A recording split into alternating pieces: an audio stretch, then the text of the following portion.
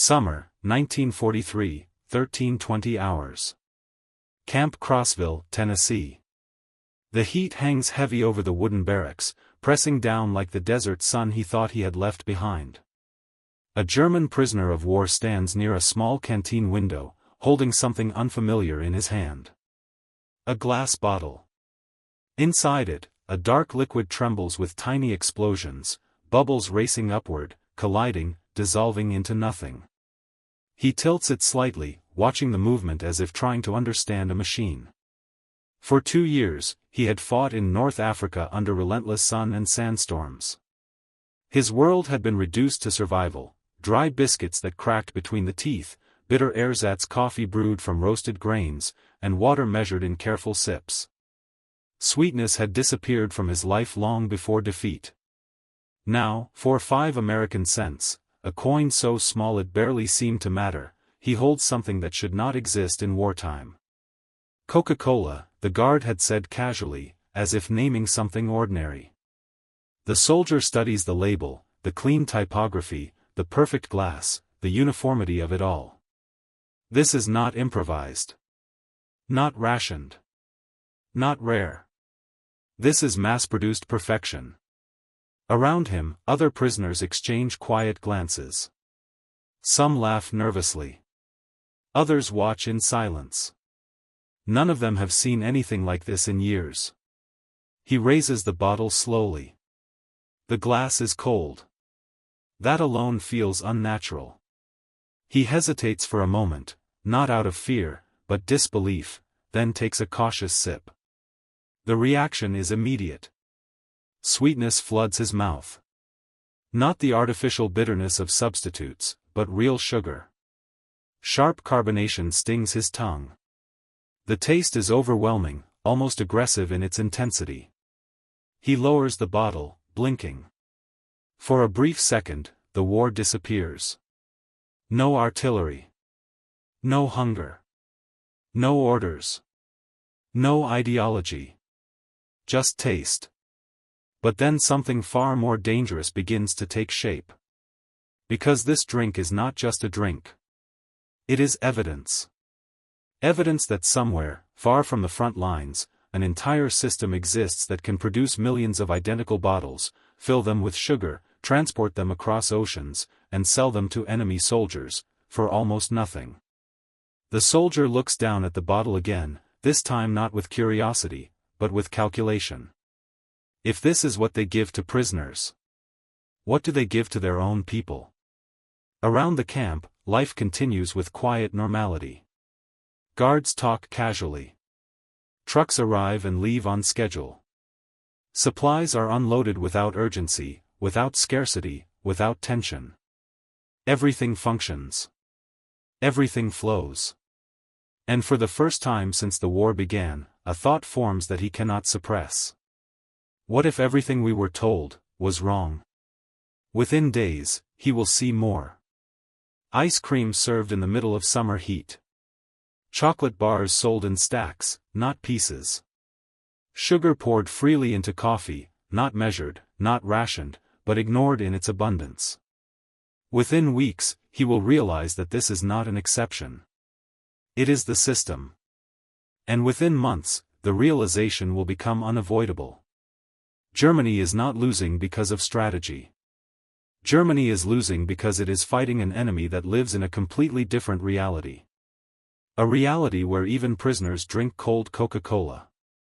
And as he takes another sip, slower this time, the first crack appears, not in the front line, but in belief itself. At that moment, the German prisoners still believed in one simple truth. Germany remained the stronger nation.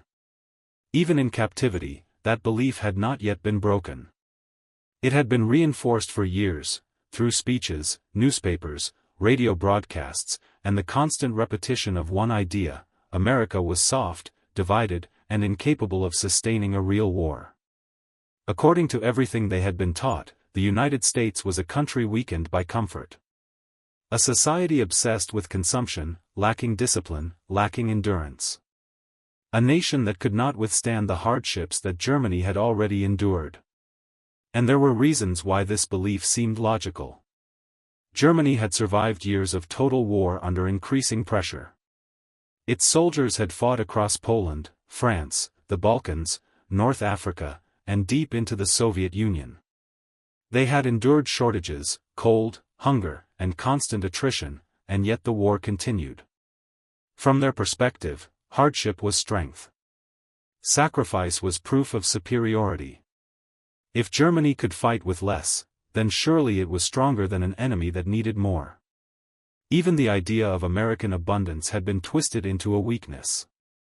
German propaganda described it as decadence. Too much food meant laziness. Too much comfort meant fragility. Too much production meant inefficiency. The logic was simple, and it was repeated everywhere. A nation that depends on excess cannot survive deprivation. And war, by its nature, would strip that excess away. The prisoners carried this mindset with them across the Atlantic. When they surrendered in Tunisia in May 1943, part of the 250,000 Axis troops captured after the collapse of the Afrika Korps, they expected their next phase of war to be one of suffering. They expected hunger. They expected punishment. They expected to be treated as defeated enemies. Instead, within hours of capture, the first contradiction appeared. American rations. Standard U.S. Army field rations, the same ones issued to American soldiers, were distributed to prisoners without distinction. Crackers. Processed cheese. Canned meat. Chocolate. Sugar tablets. Cigarettes. Instant coffee. To the Americans, these were routine. To the Germans, they were extraordinary. Men who had been surviving on reduced rations for months suddenly found themselves holding food that exceeded anything they had received at the front. Some ate slowly, suspicious. Others devoured everything immediately. But all of them noticed the same thing. There was no scarcity. No hesitation. No calculation. The food kept coming. At processing camps in North Africa, the pattern continued. Breakfasts included pancakes with syrup. Eggs. Milk. Real coffee. Not substitutes. Not diluted. Not rationed by drops. Served openly, in quantities that made no sense to men conditioned to scarcity. One German officer would later recall. We expected to be starved as prisoners. Instead, they fed us better than our own army had. At the time, this was dismissed as a temporary condition. A gesture. A facade. Something designed to impress or manipulate. But the prisoners still held on to their core belief. This cannot last. No system can sustain this level of consumption. Sooner or later, reality will intervene. Sooner or later, America will face the same limitations Germany already understands. Because war, they believed, was a test of endurance. And in that test, the nation that could survive with less would always win. They did not yet understand that they were about to witness something entirely different. Not a nation surviving despite abundance. But a nation winning because of it. And as trains began transporting them inland across the United States, not in cattle cars, but in passenger coaches with dining service, the first cracks in their logic began to widen. Because everything they saw, worked. And worse than that. It worked effortlessly. On paper, everything the German prisoners had been taught still made sense. War was supposed to be governed by limits. Every army, no matter how powerful, depended on the same fragile system: supply lines, production capacity, transportation, and resource allocation. These were the invisible boundaries that defined victory and defeat. And by every traditional calculation, those boundaries should have constrained the United States. The system required to sustain modern warfare was enormous. It included industrial production capable of manufacturing weapons, vehicles, food, and equipment at scale. Transportation networks moving supplies across oceans, continents, and front lines. Agricultural output feeding both civilians and military forces simultaneously. Logistical coordination linking factories, ports, railways, and distribution centers. And above all, time, because even the most powerful system could not expand instantly. German planners understood these constraints intimately. Their own war effort had already begun to strain under them. Fuel shortages limited movement. Food rationing affected both civilians and soldiers. Industrial production was increasingly targeted by Allied bombing. Every decision required trade-offs. Every resource had to be accounted for. Nothing was wasted. This was what they believed war looked like. A closed system under pressure. But what the prisoners began to observe in America did not resemble that system at all. It appeared open. At ports like Norfolk and Newport News, they saw infrastructure on a scale that defied comparison. Dockyards stretched for miles. Cranes moved continuously. Ships arrived, unloaded, and departed in precise rhythm. Not dozens. Hundreds. Liberty ships, standardized cargo vessels, were being produced at a rate that German industry could not replicate. At peak production, one ship was completed every 42 hours. Each capable of carrying thousands of tons of cargo across the Atlantic. Each identical. Each replaceable. This was not careful allocation. This was mass replication. Inside the ports, warehouses overflowed with goods. Food. Machinery. Clothing. Fuel. Crates stacked in endless rows, not guarded as precious reserves, but processed as routine throughput. The prisoners noticed something else. There was no visible urgency. No signs of strain. No sense that this system was operating at its limit. It functioned as if it could expand indefinitely. And then came the numbers. By 1943, American industrial output had reached levels unmatched in human history. Factories were producing tens of thousands of aircraft annually. Thousands of tanks and armored vehicles. Millions of tons of supplies. Billions of individual consumer goods. The Coca-Cola company alone produced over 5 billion bottles in 1943. 5 billion. A number so large that it ceased to have meaning. For comparison, many German industries struggled to meet basic military quotas. Even more striking was how these resources were distributed. They were not concentrated. They were everywhere. Small towns had supply stores. Gas stations stocked with fuel. Shops filled with goods. Schools serving food. Factories operating day and night. The system was not centralized in one place. It was replicated across an entire continent. This made it resilient. Impossible to disrupt with a single strike. Impossible to collapse through localized damage. German strategy had always relied on targeting key points. Destroy the rail lines. Bomb the factories. Cut the supply routes. But what happens when there are too many targets? When destruction in one area is replaced immediately by production in another? The prisoners did not yet fully understand what they were seeing. But they felt it. Because even in the controlled environment of a prison camp, the system reached them. Camp exchanges stocked multiple brands of soft drinks. Coca-Cola. Pepsi. Dr. Pepper. RC Cola. Candy bars from Hershey, Mars, Nestle. Fresh fruit. Ice cream. Cigarettes. All available. All affordable. A prisoner earning 80 cents a day could buy 16 items. 16. In Germany, such goods required connections, privilege, or were simply unavailable. Here, they were routine. The calculations began to shift. Because every model of war they understood assumed limitation. But this system suggested something else entirely. A war not constrained by scarcity, but powered by excess.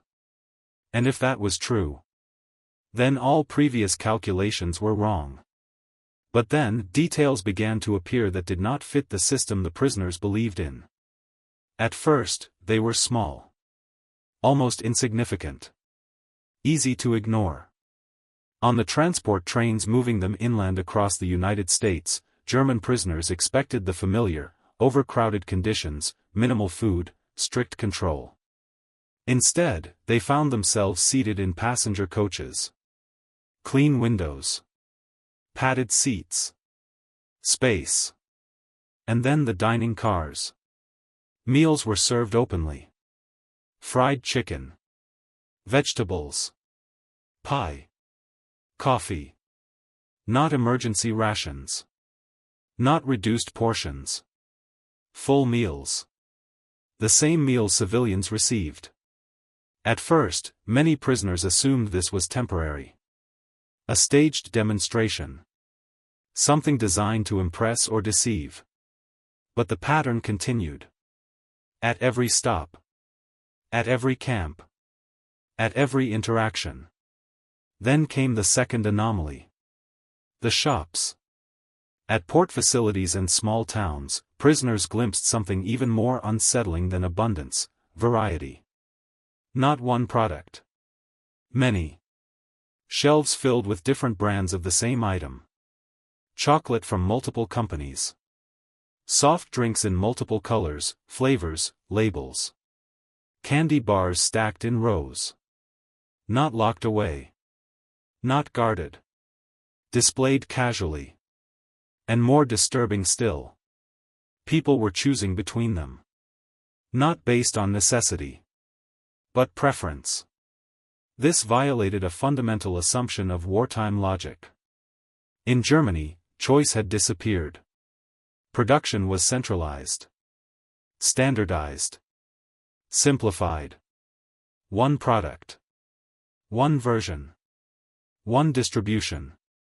Efficiency demanded it. But here, efficiency seemed to coexist with excess. Factories were not just producing enough. They were producing more than enough. The third sign came from something even smaller. Waste.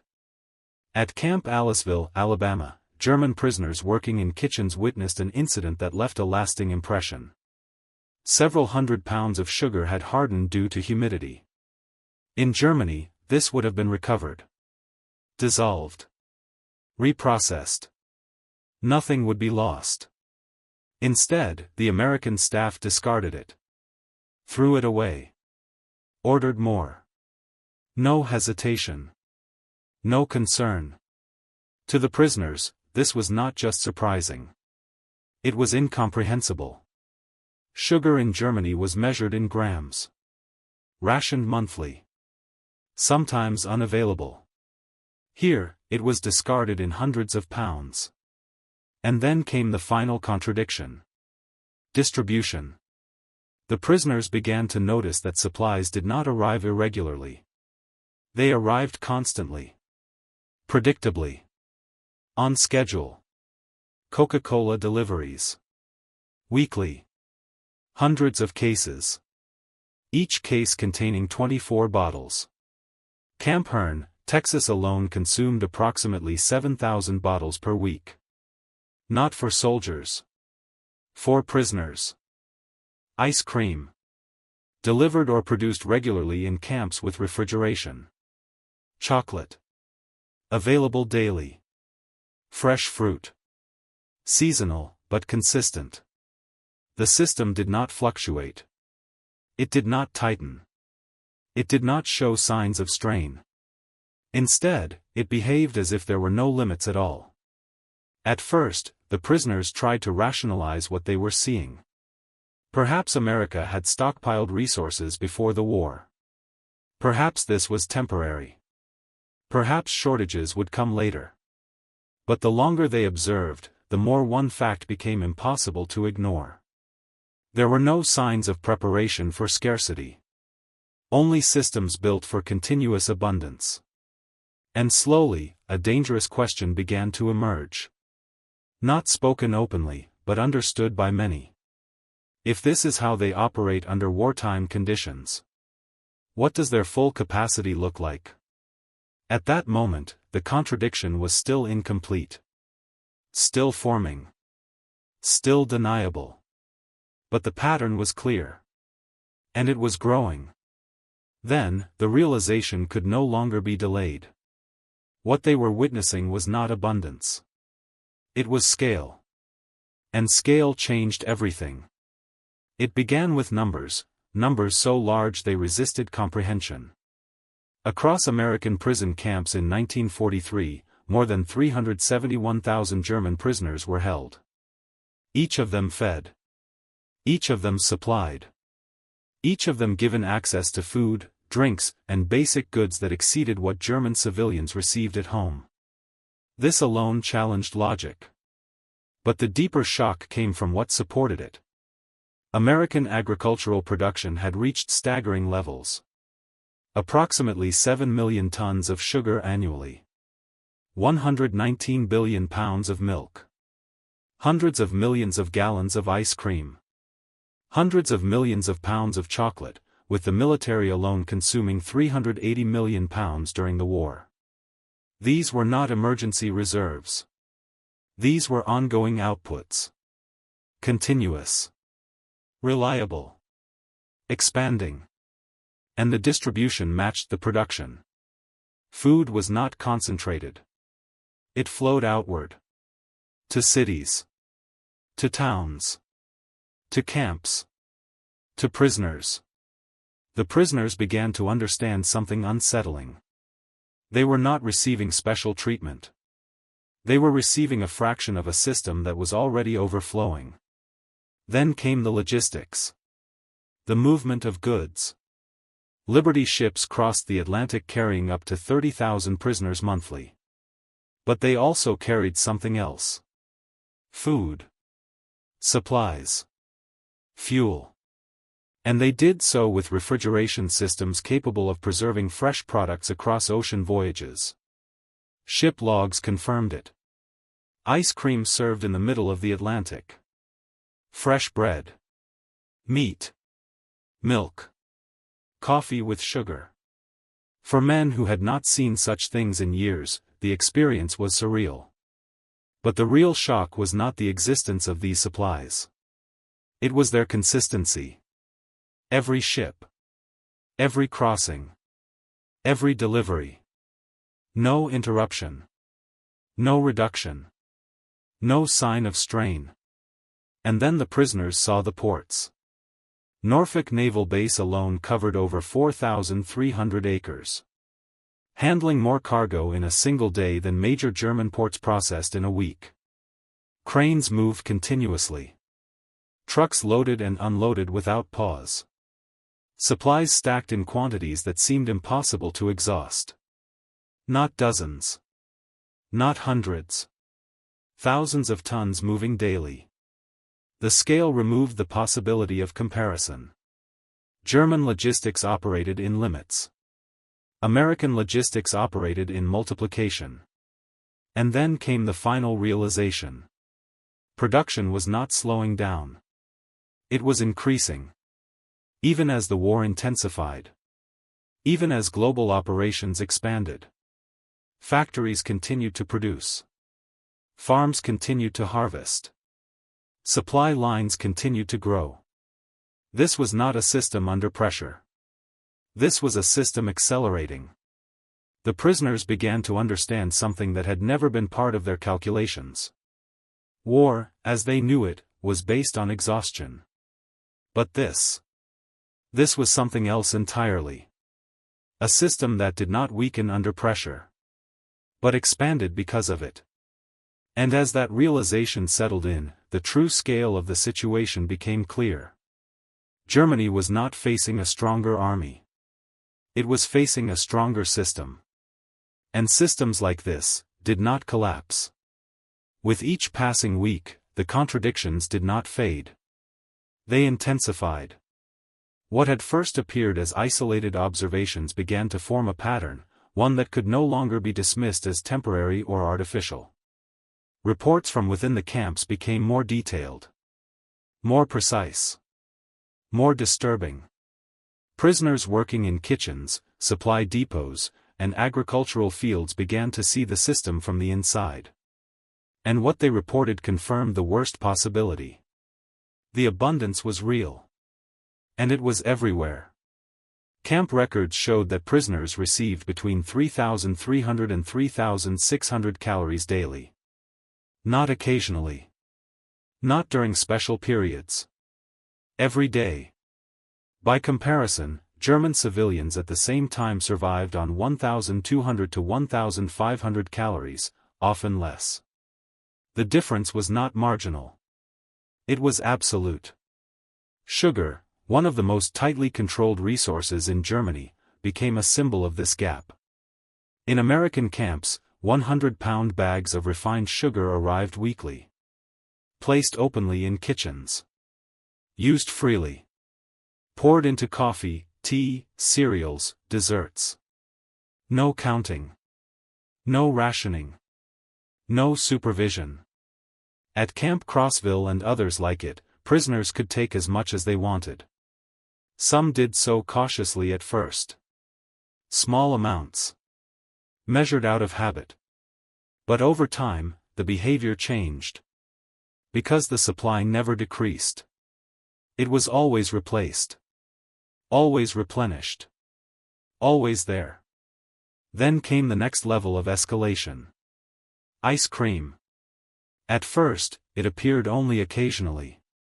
Special days. Warm weather. But by 1944, many camps had installed electric ice cream machines. Production became routine. Gallons at a time. Flavors expanded. Chocolate. Vanilla. Strawberry. Butter pecan. The variety itself carried meaning.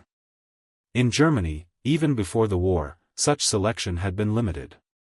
Now, in wartime America, prisoners could choose. Army procurement records show that larger camps ordered between 50 and 100 gallons of ice cream weekly during summer months. Not for morale experiments. Not for propaganda. But because the system allowed it. At Camp Shelby, Mississippi, prisoners watched as ice cream was produced on site. Ice. Salt. Cream. Sugar. Mixed together casually, without concern for resource expenditure. For German observers, this was not just abundance. It was wasteful luxury. And yet, it was normal. Chocolate followed the same pattern. Hershey. Mars. Nestle. Multiple brands. Multiple types. Available daily. Priced at 5 to 10 cents. The U.S. military alone purchased 380 million pounds of chocolate during the war. A number so vast that it exceeded entire categories of German production. And still, chocolate remained available for prisoners. Not restricted. Not reserved. Accessible. Then came the final escalation. Agriculture. By 1944, approximately 100,000 German prisoners were working in American farms and food production facilities. There, they witnessed the system at its source. Entire orchards producing tons of fruit. Not for survival. Not for essential nutrition. But for products like maraschino cherries, decorative items placed on top of desserts. At canneries, prisoners observed quality control processes that rejected perfectly edible food. Not because it was unsafe. But because it did not meet visual standards. Approximately 15% of fruit was discarded for minor imperfections. In Germany, such waste was unthinkable. Here, it was routine. In sugar beet fields across Colorado and Nebraska, production levels exceeded entire German regions. Mechanization replaced manual labor. Efficiency multiplied output. The numbers explained what the prisoners had already begun to understand. This was not a system under strain. This was a system producing beyond necessity. And the escalation did not stop there. Children. Schools. Daily milk deliveries. Hot lunches. Ice cream available for purchase. Even in wartime, the next generation was being fed not for survival, but for growth. For health. For comfort. At that point, the conclusion became unavoidable. The situation was no longer temporary. No longer deceptive. No longer explainable within the framework of German military logic. With every new observation, one fact became clearer. This system was not approaching its limit.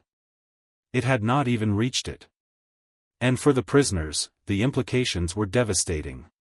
Because if the enemy could sustain this level of consumption while fighting a global war, then the outcome was no longer a question of tactics. It was a question of mathematics. And the numbers were no longer in Germany's favor. The problem, in the end, came down to one simple contrast. Germany had built its war on limits. The United States had built its war on scale. On one side, the German system relied on carefully rationed food supplies, strict control of sugar, meat, and fuel, industrial production constantly threatened by bombing, transportation networks dependent on railways and vulnerable infrastructure, a logistical model that required precision, conservation, and sacrifice. Every resource was calculated.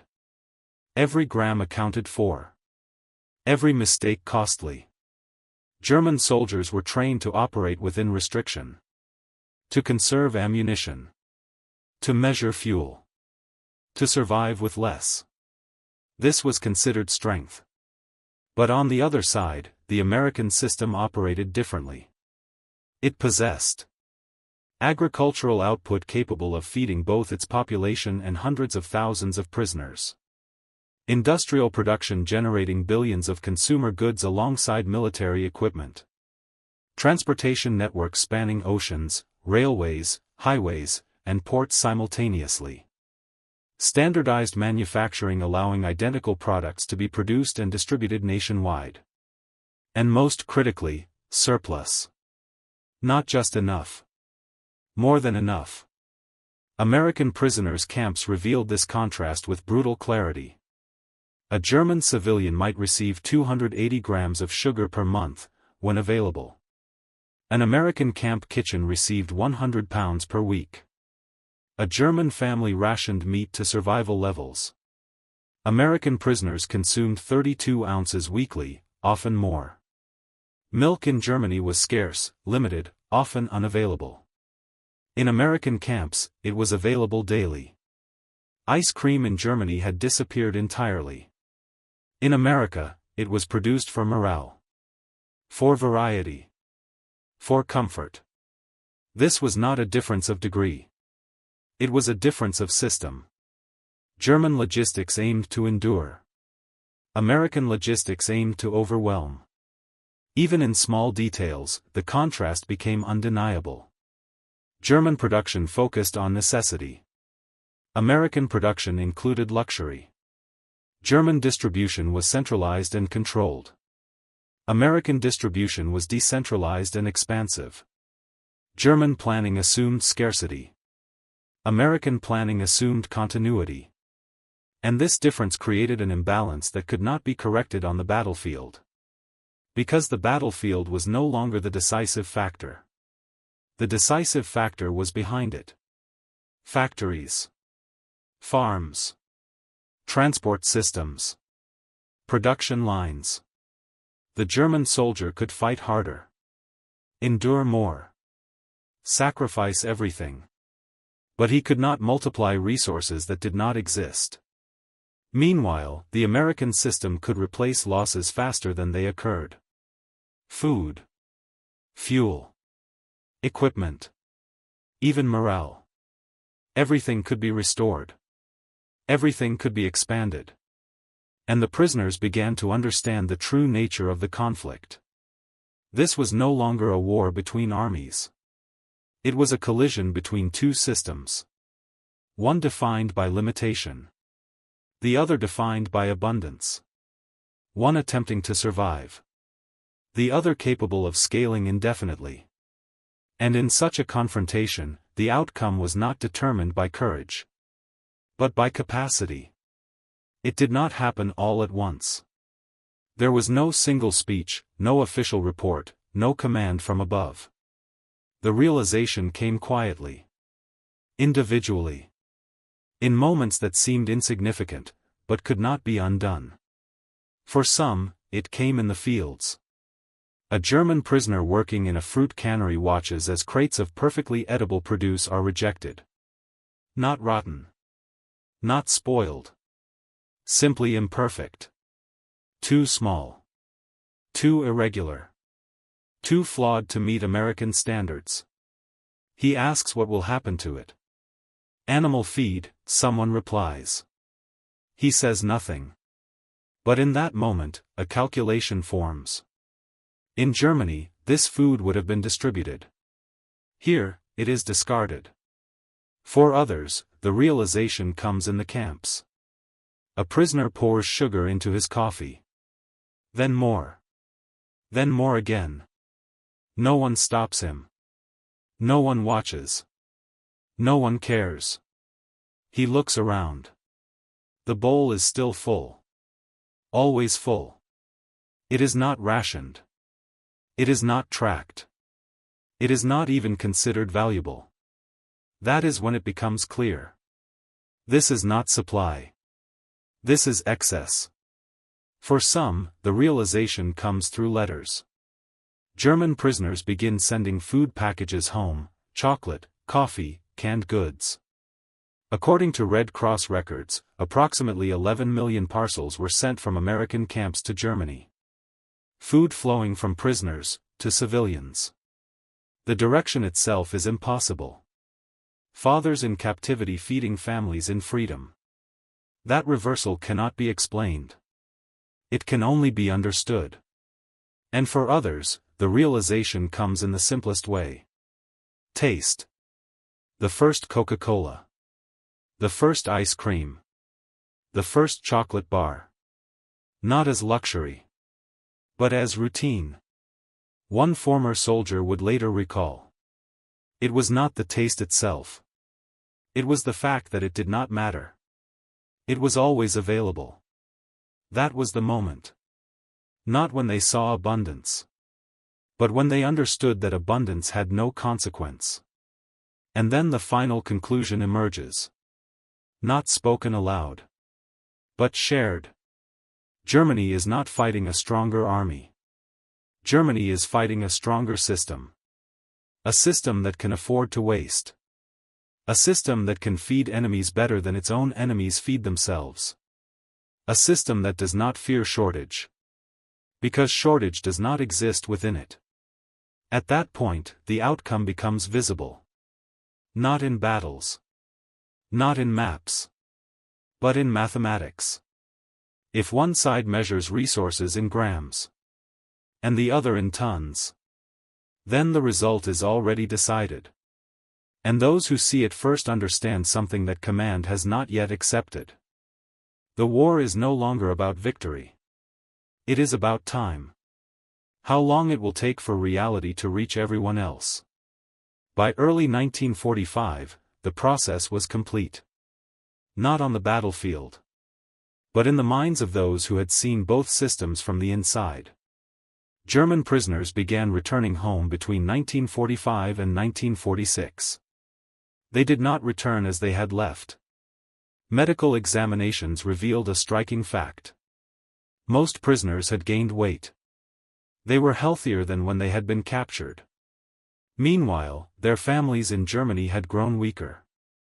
Years of rationing, bombing, and collapsing supply lines had reduced entire populations to near starvation levels. The contrast was no longer theoretical. It was physical. Visible. Undeniable.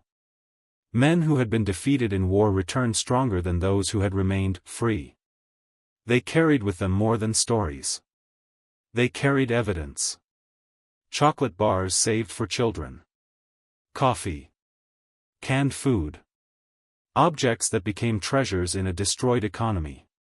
For many families, the first taste of chocolate after years of deprivation came not from German recovery, but from American prison camps.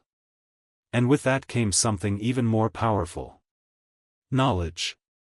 The prisoners had seen the system. Not as propaganda. Not as rumor. But as reality. They had seen factories producing beyond necessity. Supply chains operating without interruption. Food treated as abundant, not scarce. They had seen a society where even during total war, children drank milk daily. Workers bought Coca-Cola casually. Ice cream was served for comfort, not celebration. And perhaps most importantly, they had seen that this abundance extended even to enemies. That realization destroyed something fundamental. The belief that German sacrifice represented strength. The belief that hardship proved superiority. The belief that victory would come through endurance alone. Instead, a different conclusion emerged. Germany had not simply been defeated militarily. Germany had been outproduced. Outsupplied. Outscaled. The numbers told the story clearly. While American production expanded, German production contracted. While American supply lines grew stronger, German supply lines collapsed. While American civilians maintained consumption, German civilians faced deprivation. By the end of the war, German daily caloric intake for civilians fell to near starvation levels. Industrial production was crippled by bombing. Transportation networks were fragmented. Fuel shortages paralyzed movement. Entire cities depended on emergency distribution. At the same time, American production continued to increase.